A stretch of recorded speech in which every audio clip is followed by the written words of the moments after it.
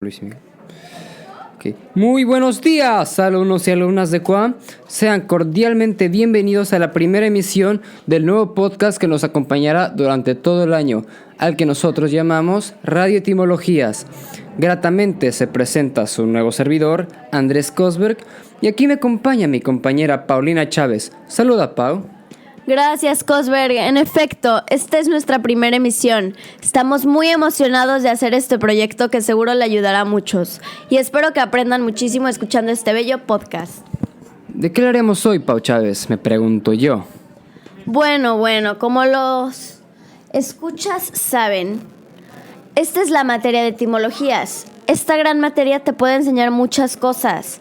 Hay varios temas que se pueden tocar, como las definiciones etimológicas de las palabras, los tipos de cambio en el idioma a lo largo del tiempo, las familias de lenguas por todo el mundo, y uno de estos es la explicación de cómo las lenguas que todos nosotros hemos tenido presentes a lo largo de la historia y nuestras vidas nacen, crecen, evolucionan y entran en desuso.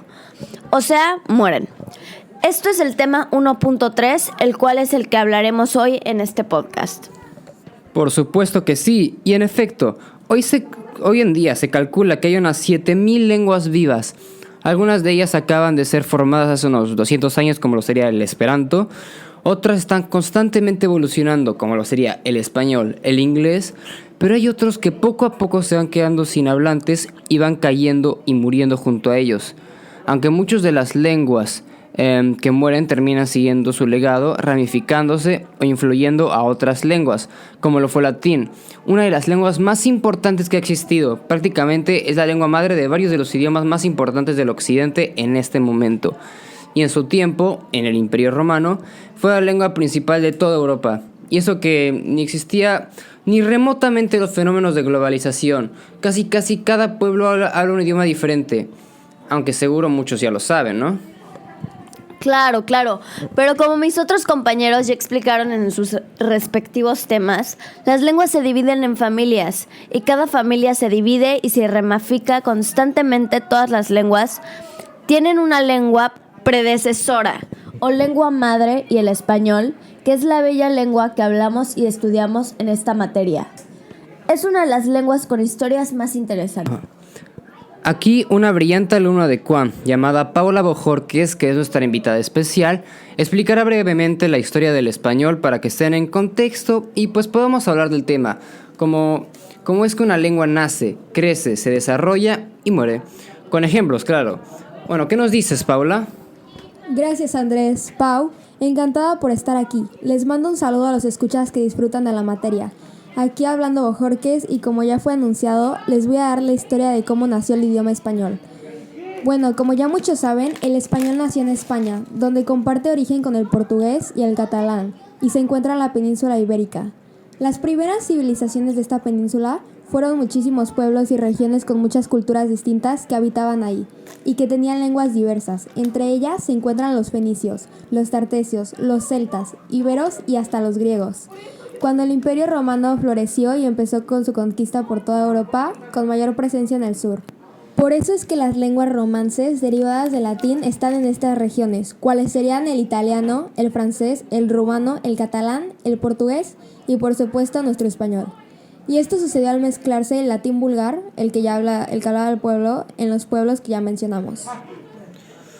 ¡Wow! Bueno, entonces, como vieron, amigos, esta fue la forma en la que el español nació. Y haciendo un paréntesis en esta interesante historia, existen muchos factores que hacen que nazca una lengua. Pueden ser factores culturales, históricos y sociales, como ya muchos han aprendido en clase. Esto hace que se cambie la forma de decir muchas palabras y que luego sean empleados estos cambios por la mayoría de los hablantes de la lengua. Por eso es que muchas palabras del latín y el griego y de muchas otras lenguas romances encuentran bastante parecidas a la respectiva palabra en el español, como Deus a Dios o aqua a agua y viceversa. Efectivamente, Cosberg, así es precisamente lo que ha pasado con todas las lenguas que se han hablado. Bueno, Pau, continúa con la historia. Por supuesto. Bueno, Nos quedamos en que así que el latín se fusionó con los pueblos y formó el español del Reino de Castilla. Bueno, este fue su nacimiento. ¿Cómo fue evolucionando? Hay que poner en claro que el español es antiguo y ha tenido cambios muy grandes. Si tú escucharas al español del siglo X o hasta el siglo XV, no entenderías ni más. Y esto es porque ha estado evolucionando constantemente. Y esto se da por los factores que ya vimos, como funciones culturales, al igual que la famosa ley del menor esfuerzo y la ignorancia del pueblo, en el caso del español. Al caer el Imperio Romano, el Reino de Castilla se convirtió en un pequeño reino.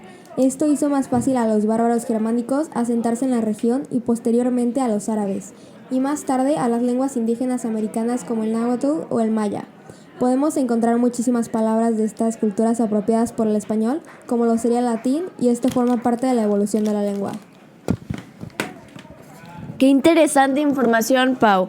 En efecto, el idioma va evolucionando por razones igualmente culturales y sociales, al igual, y esto es muy interesante, de la forma en la que el pueblo mismo cambia el significado o la estructura original de muchas palabras. Y es por esto que el español contemporáneo es muchísimo más diferente que el antiguo.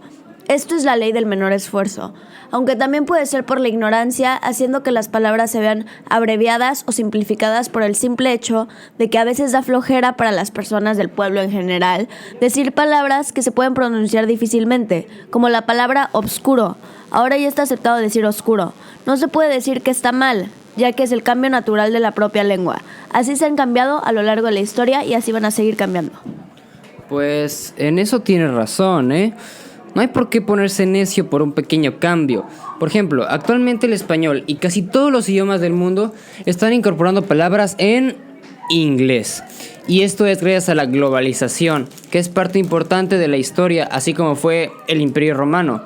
Querer aferrarse a lo antiguo, no aceptar el cambio, solo hace que nos estanquemos. Actualmente hay palabras como lit o reo que dicen, pues ya saben, los chavos y nuestros amigos, o que también decimos en inglés, como el ok o el sándwich o está cool. Pero no deberían de ser rechazadas. Al final, pues así avanza la sociedad, así evoluciona la lengua. ¿Quién sabe lo que pasa en el futuro, la verdad? Solamente tendremos que sobrellevarlo y estar ahí. ¿Qué opinan, chicas?